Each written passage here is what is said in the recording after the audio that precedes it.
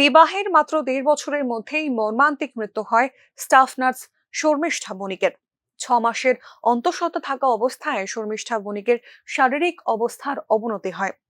তাকে বাঁচানোর জন্য সময়ের আগেই সন্তান প্রসব করানো হয়। তারপর থেকেই জিবি হাসপাতালের আইসিইউতে ছিলেন মা এবং তার শিশুকন্যা। প্রসবের ৪ দিনের মাথায় রবিবার সকালে মৃত্যু হয় স্টাফ নার্স শর্মিষ্ঠা বণিকের। জানা গিয়েছে, শর্মিষ্ঠা বণিকের বাপের বাড়ি আগরতলার জয়নগর এলাকায়। বৈবাহিক সূত্রে তিনি চরিলামের বাসিন্দা ছিলেন। জানা গিয়েছে, শর্মিষ্ঠার সন্তান এখনো সংকটাপন্ন অবস্থায় রয়েছে। তোমার বৌদির কি হয়েছে?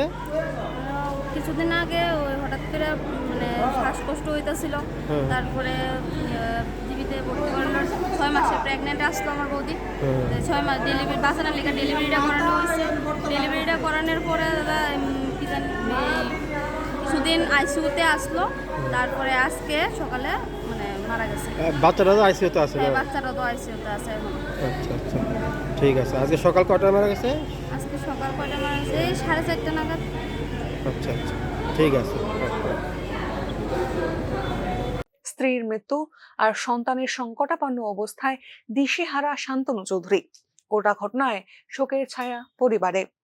Bureau report, news now.